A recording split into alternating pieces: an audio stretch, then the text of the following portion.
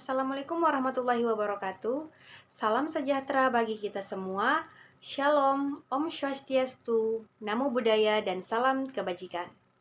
Selamat pagi kepada Bapak dosen yang kami hormati dan teman-teman sekalian yang kami cintai. Puji syukur kita panjatkan kehadirat Allah Subhanahu wa Ta'ala karena senantiasa melimpahkan rahmat dan karunia-Nya kepada kita semua. Salam beriringan salawat, tak lupa pula kita hanturkan kepada junjungan kita, yakni Nabiullah Muhammad SAW. Kami mengucapkan banyak terima kasih kepada Bapak Profesor Dr. Haryanto MPD karena telah memberikan kami kesempatan untuk mempresentasikan bab 6, yaitu aliran-aliran pendidikan. Dan terima kasih kepada teman-teman sekalian karena bersedia menyaksikan presentasi kami.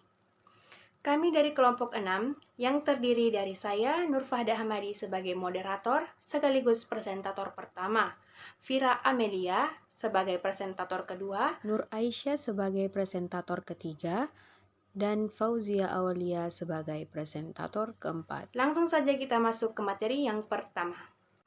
Aliran klasik dan gerakan baru dalam pendidikan. Apa itu aliran-aliran pendidikan? Aliran-aliran pendidikan adalah pemikiran-pemikiran yang membawa pembaharuan dalam dunia pendidikan. Pemikiran tersebut berlangsung seperti suatu diskusi berkepanjangan, yakni pemikiran-pemikiran terdahulu selalu ditanggapi dengan pro dan kontra oleh pemikir berikutnya, sehingga timbul pemikiran yang baru dan demikian seterusnya. Aliran-aliran klasik dalam pendidikan dan pengaruhnya terhadap pemikiran pendidikan di Indonesia. A. Aliran empirisme. Aliran empirisme bertolak dari Lockean tradition yang mementingkan stimulasi eksternal dalam perkembangan manusia dan menyatakan bahwa perkembangan anak tergantung kepada lingkungan, sedangkan pembawaan tidak dipentingkan. Pengalaman yang diperoleh anak dalam kehidupan sehari-hari didapat dari dunia sekitar yang berupa stimulan-stimulan. Stimulasi ini berasal dari alam bebas ataupun diciptakan oleh orang dewasa dalam bentuk program pendidikan. Tokoh perintis pandangan ini adalah seorang filsuf Inggris bernama John Locke, 1704-1932. B. Aliran nativisme. Aliran nativisme bertolak dari Leibnizian tradition yang menekankan kemampuan dalam diri anak, sehingga faktor lingkungan, termasuk faktor pendidikan, kurang berpengaruh terhadap perkembangan anak. Hasil perkembangan tersebut ditentukan oleh pembawaan yang sudah diperoleh sejak kelahiran. Lingkungan kurang berpengaruh terhadap pendidikan dan perkembangan anak. C. Aliran naturalisme. Aliran naturalisme dipelopori oleh seorang filsuf Prancis, J.J. Rousseau, 1712-1778. Rousseau berpendapat bahwa semua anak yang baru dilahirkan mempunyai pembawaan yang baik. Pembawaan baik anak akan menjadi rusak karena dipengaruhi oleh lingkungan. Rousseau juga berpendapat bahwa pendidikan yang diberikan oleh orang dewasalah yang dapat merusak pembawaan anak yang baik itu. D. Aliran konvergensi. Perintis aliran ini adalah William Stern, 1871-1939, seorang ahli pendidikan bangsa Jerman yang berpendapat bahwa seorang anak dilahirkan di dunia sudah disertai pembawaan baik maupun pembawaan buruk. Penganut aliran ini berpendapat bahwa dalam proses perkembangan anak, baik faktor pembawaan maupun faktor lingkungan sama-sama mempunyai peranan yang sangat penting. Bakat yang dibawa pada waktu lahir tidak akan berkembang dengan baik tanpa adanya dukungan lingkungan yang sesuai untuk perkembangan bakat itu. Sebaliknya, lingkungan yang baik tidak dapat menghasilkan perkembangan anak yang optimal kalau memang pada diri anak tidak terdapat bakat yang diperlukan untuk mengembangkan itu. Oke, terima kasih Nurfahda Hamadi. Bagian E, pengaruh aliran klasik terhadap pemikiran dan praktek pendidikan di Indonesia. Aliran-aliran pendidikan yang klasik mulai dikenal di Indonesia melalui upaya-upaya pendidikan, utamanya persekolahan, dari penguasaan penjajahan Belanda dan disusul kemudian oleh orang-orang di Indonesia yang belajar di negeri Belanda pada masa penjajahan. Setelah kemerdekaan Indonesia, gagasan-gagasan dalam aliran pendidikan itu masuk ke Indonesia melalui orang-orang Indonesia yang belajar di berbagai negara di Eropa, Amerika Serikat, dan lain-lain. Seperti diketahui, sistem persekolahan diperkenalkan oleh pemerintahan kolonial Belanda di Indonesia. Sebelum masa itu, pendidikan di Indonesia terutama oleh keluarga dan oleh masyarakat atau kelompok pelajar atau padepokan, lembaga keagamaan atau pesantren, dan lain-lain. Gerakan baru pendidikan dan pengaruhnya terhadap pelaksanaan di Indonesia. A. Pengajaran alam sekitar. Pengajaran alam sekitar adalah pengajaran yang dapat dimaknai sebagai proses mengubah tingkah laku anak didik agar menjadi manusia dewasa yang mampu hidup mandiri sebagai anggota masyarakat dalam lingkungan alam sekitar di mana individu itu berada. Dan yang dimaksud alam sekitar meliputi lingkungan keluarga, sekolah, masyarakat, dan lingkungan sekitar. Artinya, siswa dibawa keluar kelas atau sekolah sehingga mereka dapat belajar di lingkungan keluarga dan masyarakat secara nyata. B. Pengajaran pusat perhatian. Pengajaran pusat perhatian dirintis oleh Ovi Derminat de Crowley pada tahun 1871 sampai 1932 dari Belgia dengan pengajaran melalui pusat-pusat minat. Di samping pendapatnya tentang pengajaran global, pendidikan menurut de Crowley berdasarkan pada semboyan École pour la vie par la vie atau sekolah untuk hidup dan oleh hidup. Anak harus dididik untuk dapat hidup dalam masyarakat dan dipersiapkan dalam masyarakat. Anak harus diarahkan kepada pembentukan individu dan anggota masyarakat. De Crowley menyumbangkan dua pendapat yang sangat berguna bagi pendidikan dan pengajaran, yaitu 1. Metode global. Anak-anak mengamati dan meminati secara global atau keseluruhan. Hal ini berdasarkan prinsip psikologi Gestalt, yaitu dalam mengajarkan membaca ini dan menulis menggunakan kalimat lebih mudah daripada mengajarkan kata-kata lepas. Sedangkan kata-kata lebih mudah diajarkan daripada huruf secara tersendiri. Yang kedua, sentre di internet atau pusat-pusat minat. Anak-anak mempunyai minat yang spontan atau sewajarnya.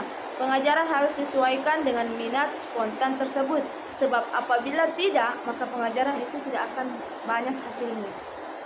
C. Sekolah dasar. Gerakan sekolah kerja dapat dipandang sebagai titik kulminasi dari pandangan-pandangan yang mementingkan pendidikan keterampilan dalam pendidikan. Menurut J.A. Comenius pada tahun 1592 sampai 1670 menekankan agar pendidikan mengembangkan pikiran, ingatan, bahasa, dan tangan atau keterampilan kerja tangan. Perlu dikemukakan bahwa sekolah kerja itu bertolak dari pandangan bahwa pendidikan tidak hanya demi kepentingan individu, tetapi juga demi kepentingan masyarakat. Menurut G. Kirchsteiner, tujuan sekolah adalah 1. Menambahkan pengetahuan anak, yaitu pengetahuan yang dapat dari buku, orang lain yang dapat dari pengalaman sendiri. 2. Agar anak dapat memiliki kemampuan dan kemahiran tertentu. Ketiga, agar anak dapat memiliki pekerjaan sebagai persiapan jabatan dalam mengabdi negara. Kirchsteiner berpendapat bahwa kewajiban utama sekolah adalah mempersiapkan anak-anak untuk dapat bekerja. Bukan pekerjaan otak yang dipentingkan, melainkan pekerjaan tangan, sebab pekerjaan tangan adalah dasar dari segala pengetahuan adat, agama, bahasa, kesenian, ilmu pengetahuan, dan lain-lainnya. Oleh karena demikian, banyaknya macam-macam pekerjaan yang menjadi pusat pelajaran. Maka sekolah kerja dibagi menjadi 3 golongan besar, yaitu 1. Sekolah-sekolah perindustrian atau tukang cukur, tukang cetak, tukang kayu, tukang daging, masinis, dan lain-lain. Yang kedua, sekolah-sekolah perdagangan atau makanan, pakaian, bank, asuransi, pemegang buku, porselin, pisau, dan gunting dari besi, dan lain-lain. Yang ketiga, sekolah-sekolah rumah tangga bertujuan mendidik para calon ibu yang diharapkan akan menghasilkan warga negara yang baik. Oke, materi selanjutnya akan dibacakan oleh Nur Aisyah. Bagian D, pengajaran proyek. Dasar filosofi dan pedagogis dari pengajaran proyek diletakkan oleh John Dewey 1859 sampai 1952. Namun pelaksanaannya dilakukan oleh pengikutnya. Dewey menegaskan bahwa sekolah haruslah sebagai mikrokosmos dari masyarakat. Oleh karena itu, pendidikan adalah suatu proses kehidupan itu sendiri dan bukannya penyiapan untuk kehidupan di masa depan. Pengajaran proyek biasa digunakan sebagai salah satu metode mengajar di Indonesia, antara lain dengan nama pengajaran proyek, pengajaran unit, dan sebagainya. Yang perlu ditekankan bahwa pengajaran proyek akan menumbuhkan kemampuan untuk memandang dan memecahkan persoalan secara komprehensif. Dengan kata lain, menumbuhkan kemampuan pemecahan masalah secara multidisiplin. Bagian E, pengaruh gerakan baru dalam pendidikan terhadap penyelenggaraan pendidikan di Indonesia. Telah dikemukakan bahwa gerakan baru dalam pendidikan tersebut terutama berkaitan dengan kegiatan belajar mengajar di sekolah.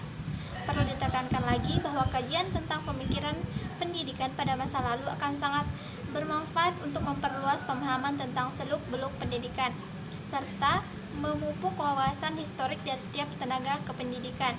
Kedua hal itu sangat penting, karena setiap keputusan dan tindakan di bidang pendidikan, termasuk di bidang pembelajaran, akan membawa dampak bukan hanya di masa kini tetapi juga di masa depan. Oleh karena itu, setiap tindakan dan keputusan itu harus dapat dipertanggungjawabkan secara profesional. 2. Aliran pokok pendidikan di Indonesia. Perguruan Kebangsaan Taman Siswa. Perguruan Kebangsaan Taman Siswa didirikan oleh Ki Hajar Dewantara, lahir 2 Mei 1889 dengan nama Suwardi Suryaningrat pada tanggal 3 Juli 1932 di Yogyakarta, yakni dalam bentuk yayasan.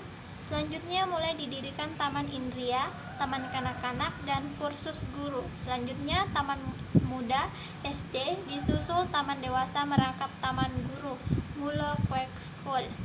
Bagian A, asas dan tujuan Taman Siswa. Perguruan Kebangsaan Taman Siswa mempunyai 7 asas perjuangan untuk menghadapi pemerintah kolonial Belanda serta sekaligus untuk mempertahankan kelangsungan hidup bersifat nasional dan demokrasi. Yang dikenal dengan asas 1922 adalah sebagai berikut. 1. Bahwa setiap orang mempunyai hak mengatur dirinya sendiri (Selbstbestimmungsrecht) dengan mengingat terbitnya persatuan dalam peri kehidupan umum. 2. Bahwa pengajaran harus memberi pengetahuan yang berfaedah yang dalam arti lahir dan batin dapat memerdekakan diri. 3. Bahwa pengajaran harus berdasarkan pada kebudayaan dan kebangsaan sendiri. 4. Bahwa pengajaran harus tersebar luas sampai dapat menjangkau kepada seluruh rakyat. 5. Bahwa untuk mengejar kemerdekaan hidup yang sepenuhnya lahir maupun batin hendaknya diusahakan dengan kekuatan sendiri. 6. Bahwa sebagai konsekuensi hidup dengan kekuatan sendiri, maka mutlak harus membelanjai sendiri segala usaha yang dilakukan (Selbstverwaltung System). 7. Bahwa dalam mendidik anak-anak perlu adanya keikhlasan lahir dan batin. Tujuan Perguruan Kebangsaan Taman Siswa adalah 1. Sebagai badan perjuangan kebudayaan dan pembangunan masyarakat tertib dan damai. 2. Membangun anak didik menjadi manusia yang merdeka lahir batin, luhur akal budinya, serta sehat jasmaninya untuk menjadi anggota masyarakat yang berguna dan bertanggung jawab atas keserasian bangsa, tanah air, serta manusia pada umumnya. Terima kasih Aisyah. Baik, selanjutnya B. Upaya-upaya pendidikan yang dilakukan Taman Siswa, baik di lingkungan perguruan maupun di luar lingkungan perguruan. Untuk mencapai tujuannya, Taman Siswa berusaha dengan jalan sebagai berikut.